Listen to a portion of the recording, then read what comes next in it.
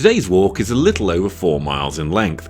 It starts in a small lay-by close to the A46 to the north and around a mile west of the village of Thrussington.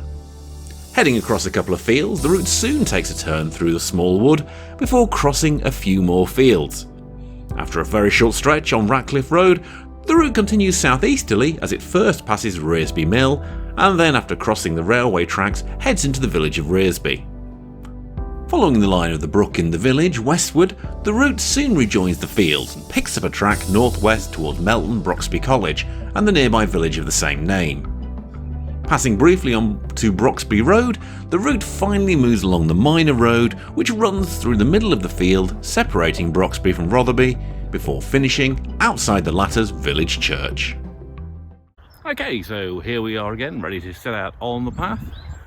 Just behind me there's the entrance. I'm on the eponymously named Seagrave Road, which actually leads to Thrussington rather than Seagrave. We've got a route that's going to go on for sort of 3-4 miles-ish, across some field. A little bit of road work, but should be interesting. Let's see. Through the gate we go.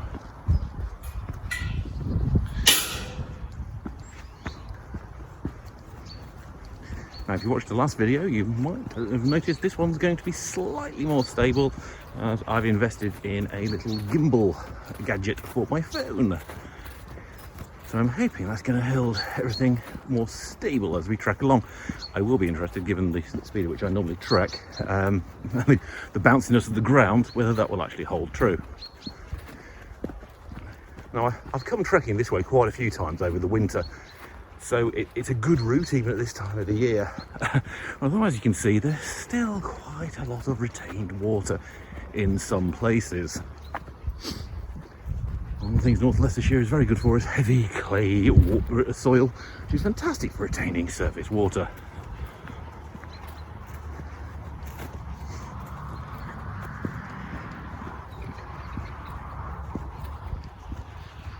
I won't chop on the camera, but there was a pheasant flying around the field just to the left of me.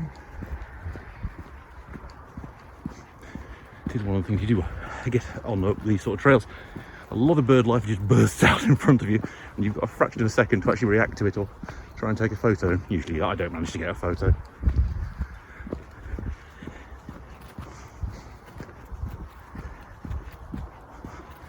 Essentially, if you could look ahead, this pretty much is the route. It is largely straight for the first couple of miles, and then we take a huge left. But that is the Reek Valley ahead of us, and that is where we are going. Let's go down here though, towards the little copse. As one of my commenters said, there's not so much, many trees around here. Well, this has got a few more trees on it, but given this is late February, a very bitter late February day, don't expect a lot of foliage. That's a very typical tree. It's going to come through next month. So as we approach one of the ubiquitous route markers, and the official route is actually that way, although on occasion in very wet weather you can sneak around there if you're very careful. This is actually not too bad on the foot at the moment. Little bridge. A lot of water in the ditch to all there. Now there is going to be one part of this which might be entertaining, because I came this way a week or so ago just to test how the path was, and it runs by a little watercourse. And when I say runs by the watercourse, it almost runs straight into the watercourse at this time of year. Don't worry, this isn't the end of the trees. There are a few more to come on this route. In fact, you can see them just ahead of us.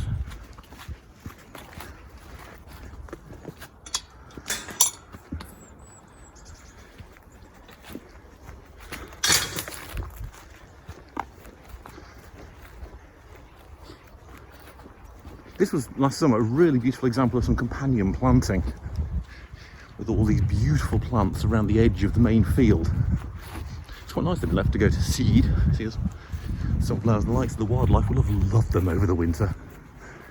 One thing the wildlife is quite desperate for now is some food, as could be seen by the robin on my lawn this morning eating my newly laid grass seed. And here we are, the slightly denser bit of wooding around here. Ha! But you can't see that. I just poked myself in the eye with a tree. Ouch. Yeah, obviously not a whole tree. So this is actually quite a nice route, particularly in summer, once there's more leaves back on the trees.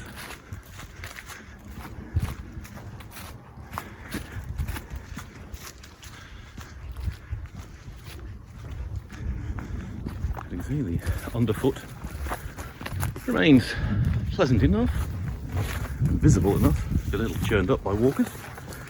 I see quite a few dog tracks in there, so I'll be surprised to meet the odd dog walker down here.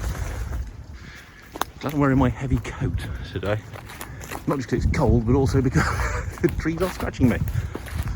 The aforementioned small water feature. Duck under the tree. One thing you need to be able to do on these routes is duck a lot. And duck again. Here we go. You'll notice my pace slows up a bit because there's not a great deal of path there. I am wearing very good boots. You know, if there's some splashing noise, I'm glad my phone can survive short periods of immersion in the water. Here we are, back out into the fields. Always liked that style gate rather, in that it's got a little yellow marker on its start. I mean, obviously the great big yellow marker helps. And now I've got the pleasure of 3 fields, although unfortunately the entrance to the fields is quite marshy indeed. Listen to that sound. Actually, this is better than it was last week. No, honestly, it really is. Right, let's do some fields. Well, there wasn't anything much exciting about that field, so that's the reason it wasn't really worth filming it. But as we come to the last couple of fields, when we come to the road, a road of which I have no idea what it's called, so I shall rely on the chap doing the captions later to insert that. I thought it was worth turning back on because there are quite often sheep around here. And on my way to the start of today's walk, I passed the first lambs I've seen of the year. Hooray! Lambs! Surely a sign that winter is almost over and spring might be here soon. Although given today I am wearing several base layers in order to stay warm enough, I'm not that convinced the spring is here. Not hearing any sheep today, so I'll have a look. Oh, could that be a Chinese balloon? No, it's just a bit of trash someone's let fly off into the sky. Come down here and choke the livestock. Well done, that person.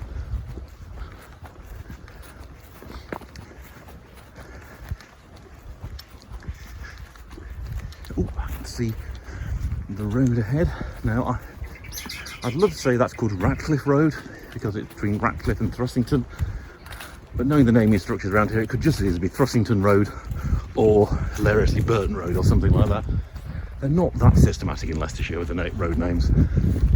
I mean, near us, the fabulously named Narrow Lane we had last time, Big Lane, and let's not, of course, forget Flesh Hovel Lane. Yep, it's a real name of a place in Barrow, leads down to the marina. I assume there was a butcher down there at some point.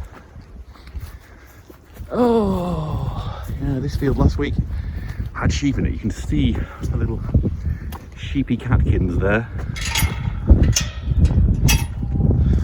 on the hedge. Evidence of the sheep. But today, no sheep. So we assume they're off somewhere lambing in privacy and warmth. Now there's a little bit of road walking in today's route, but not a great deal. Mostly it's just to get between places. And coming up is a little bit of road crossing.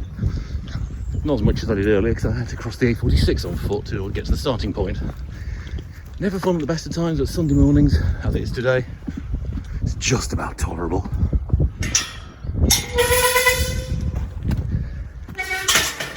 Looking both ways.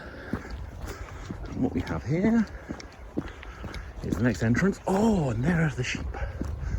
So we'll be treading very carefully through these ladies. But this is the route to Rearsby Mill. Hello, ladies. Don't worry, just a hiking llama coming through. Although I can see you are blocking the gateway.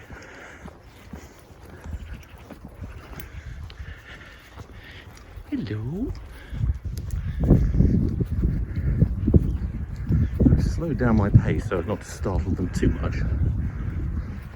I have known sheep before to try and jam themselves in the gate as I try to get through it. So no, today it's sensible sheep. That's rarest of animal. Here we are at the route into Rearsby Mill, but as it's also the approach to someone's house, I'm going to stop filming at this point. Right, well, we're at the far side of Rearsby Mill now. Past a couple of very nice walkers, one with the dog. It is very pretty here, and there's quite a few ducks playing around in the old mill pond. But what we've got next is the trek down to the railway and then Rearsby itself. Fans, and I use the word advisedly there. Trickle there. Not sure if that's the reek. Might well be. I shall check on that when I get back. And again, the chap on the captions will probably correct me if I'm wrong. I have fond memories of walking down this way during the lockdowns of 2020. It was one of those few times I actually encountered real, live people at the time. I was also, trying to jump into the bushes to avoid standing near each other. I mean, obviously, if you live in a city, it was far more crowded, but around here, one other person down a path, that was a crowd at the time. It's quite a decent covered walkway, this. Well, covered on one side. Thankfully, the sun tends to come through this side, so in the summer, this is a nice stretch of shady path for half a mile or so.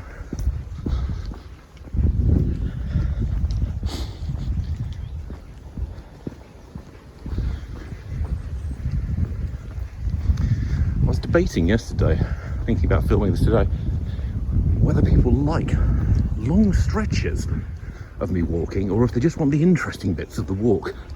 If you've got an opinion, well, share it in the comments below. If you've got an opinion, you're going to do that anyway, but do feel free to let me know what style of footage you like. What I'm trying to do, I think, with these videos is give you a flavour of what it's like to walk around these routes here in glorious North Leicestershire.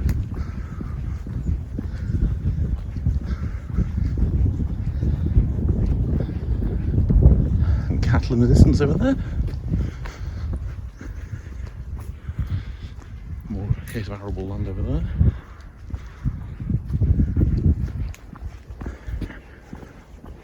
Yeah. And that would have been a bit of a swine to get past when it first came down. Thankfully someone's cleared it.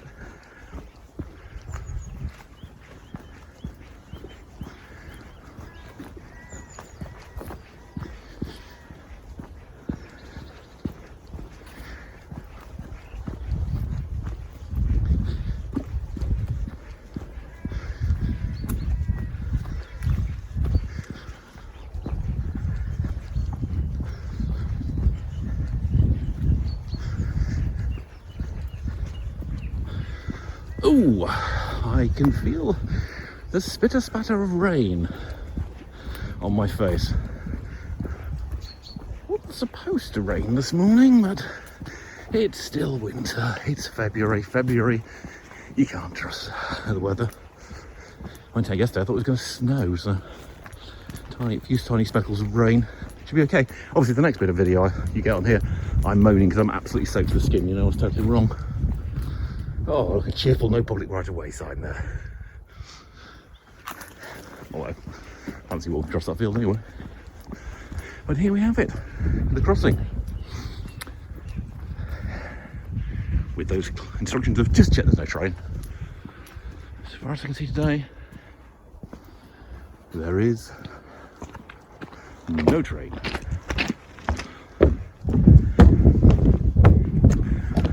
Just the path here as it leads into Rearsby. Almost in Rearsby, there's another big tree that's down. I seem to recall these may have come down in the gales of last March. So, I wonder if any more of these big trees. Oh, the sound of a bird scare in the distance. Last week I was out hiking and bird scare went very close to me and it deafened me. They are a real pain in the ears at this time of year. I know they're doing a job for the farmers, but they are a pain for the hiker, particularly when they're very close to public routes. On the odd occasion I found one actually on the public route. That's particularly useful for that farmer. I've only come across that maybe once or twice in a decade plus of hiking around here.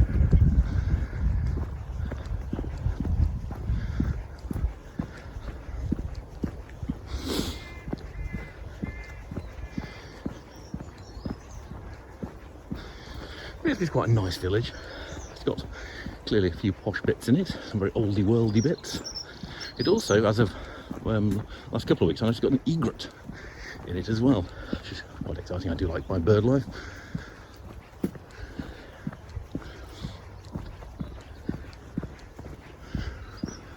But it does mean for the next mile or so, we're going to mostly be walking through the village, so it's not that exciting to see people's houses and cars, so I'll be turning off the viewing.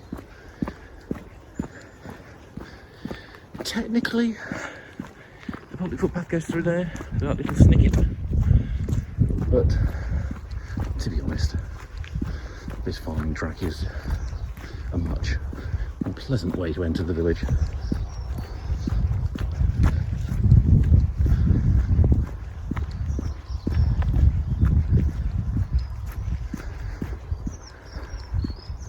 There it is, Rearsby proper.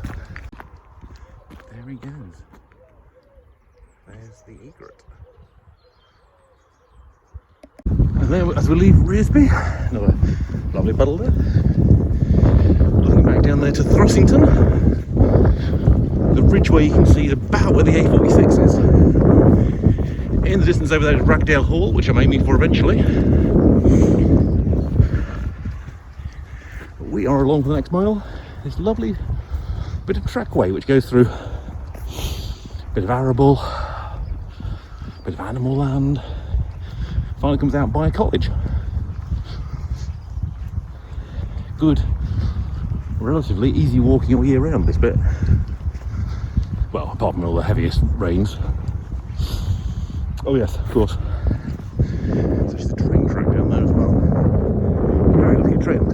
Comes into that field and transition into the next. I get the feeling that this is where we pass onto the college land, because suddenly the quality of the hedging just goes up inordinately.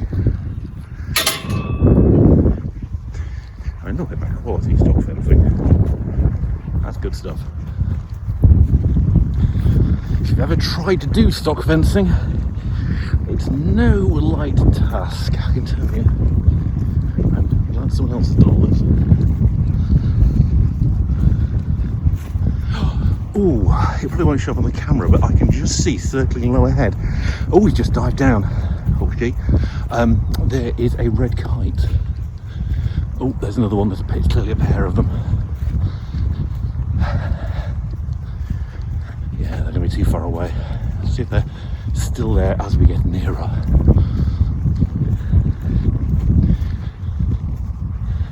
They are cruising very low over that field. Beautiful birds. Even if they do have a tendency some days to circle above my head, thinking I might be a tasty morsel. I'm not a tasty morsel. Look at them diving. They've definitely got prey.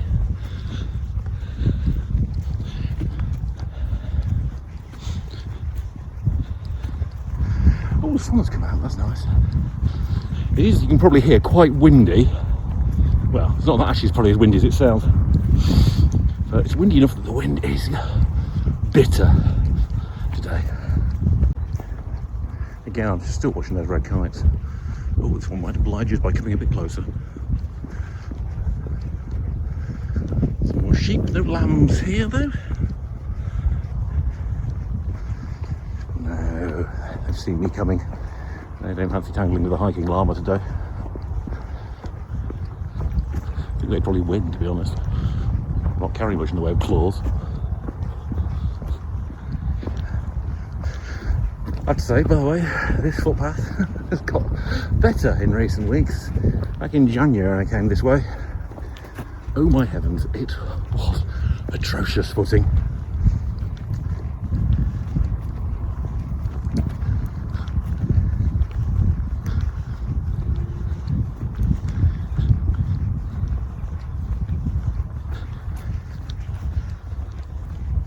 Well, it's still nice to have seen the red kites, even though they didn't want to oblige me by coming for their close-up. Heading over there now to that copse over there. Just at the end of that trackway. Heading towards the college. Go around this corner. I had excitement when I came around here last week, and there's still excitement because there are alpacas in this field. Hello. If you look at that, they recognise a fellow llama, or camelid I should say more accurately. More interestingly, I think they think I've probably got food, which I don't have, but I'll be feeding them anyway if I did. You're a friendly looking fellow, aren't you? What shall we leave you your day? Head on. Track here. Ooh. Just going into the sun a bit there. Goes here and then tracks that way. If we come down towards the main buildings of the college, we find another water feature, very clearly an artificially constructed lake. If there was a lake here, it must be widened. But as every hiker knows, lakes mean waterfowl usually, and if there's one thing that gets me as excited as camelids, it's waterfowl. Now they're not always here, there's never a huge population of them, but there's usually a few. Let's see if there are any.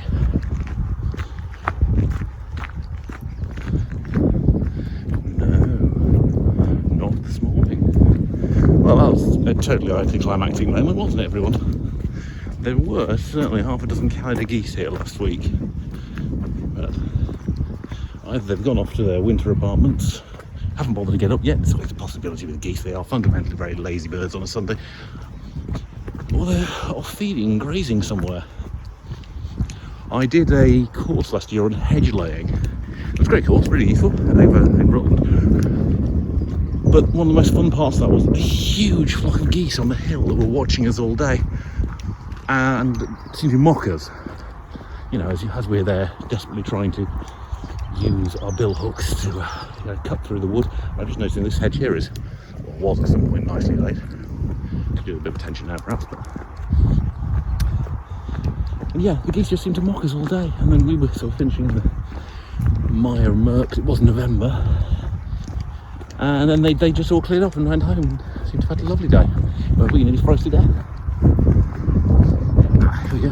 So college proper over there, but our route is across the fields here. Now this field is definitely one of those that shows evidence of agriculture going back several hundred years. You can see in the light that there is a very definite ridge and furrow system going on here. Ridge and furrow is quite pretty when you come across it, but as a walker, depending how severe the ridges still are. Oh dear, it doesn't help me, you go up and down, up and down. So apologies, the camera gets a bit more shaky at this point.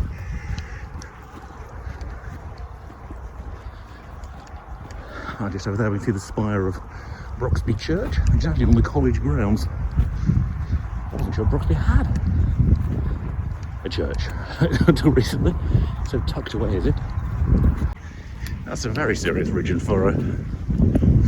It's very straight ordered, which makes me wonder, was this a mill pond or something at some point? Certainly don't have more of that look about it. Or it could just be a spoil heap, of course. I wouldn't know, I'm not a landscape archaeologist or anything. Some sheep there taking the load off into the trees. Of course, if they're with lamb, I can't blame them one bit.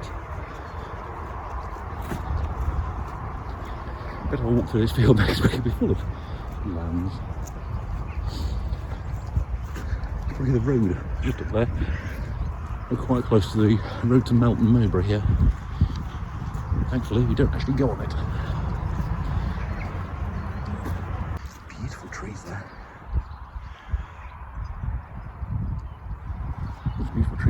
too, some Scotch spines.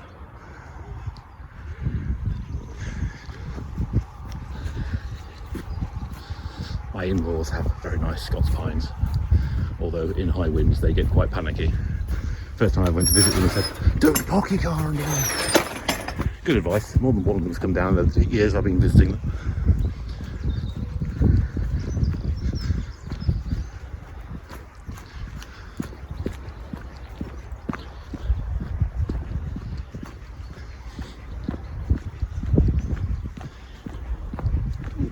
Still plenty of snowdrops here, but here we are, just walking through the middle of the college grounds to get to the road once more. I exited the college, crossing the road into Broxby. Nice phone box, post box, and here we have a glorious route. There's a road directly across a field. And over a cattle grid. I might have mentioned last week my dislike of stiles. Yes, my dislike of crossing cattle grids is also quite large. Then we have reasonably big paws.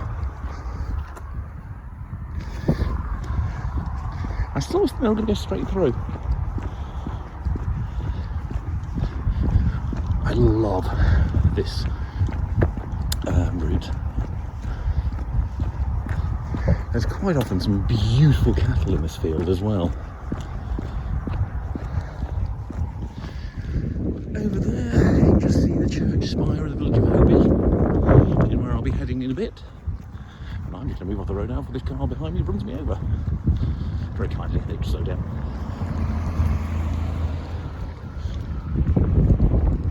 Yeah, and indeed, I'll be passing towards the end of my actual route today. Won't be on this footage because, well, to be honest, the entire route takes about 3 to 4 hours to walk, and I'm not sure your attention span will be that long, dear viewer. If your attention span is that long, do tell me in the comments.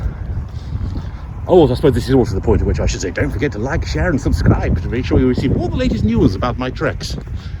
But don't feel you have to, I'm not going to lose any sleep if you don't. But I have got plans for lots more of these videos around Leicestershire and further afield in the East Midlands. Oh, there are some of the beautiful cows here today. There's a couple here, just by the water trough. Hello, ladies. At least, I hope they're ladies, because otherwise you will see a sudden acceleration to speed I'm moving across this bit. Aha, and at the next cattle grid, I see a reception committee. Keeping away. If you would care to let me through, most kind.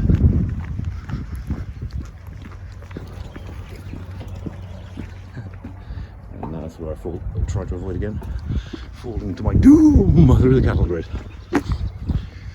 Mrs. Llama thinks I'm incredibly silly for fearing cattle grids, but she's far more nimble on her feet than I am. I'm a plodding land crosser, a nimble goat like her.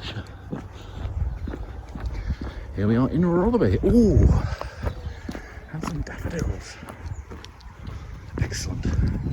Next week or two should be splendid for daffodils along this route. Signs telling me to slow down to 30 miles an hour. I might need to accelerate a great deal. To be honest, I have driven across that field, and I've barely done over more than 20 miles an hour, given there's normally cattle, and it's not the flattest of surfaces.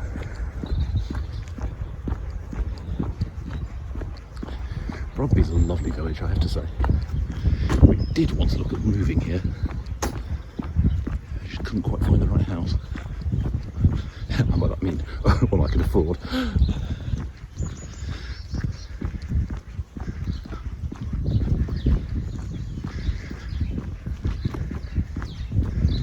There's Rotherby Church, which is going to be our destination today. I mean, it's not the final destination of my route. I've still got another 7 or 8 miles to walk after this on a loop until I get home.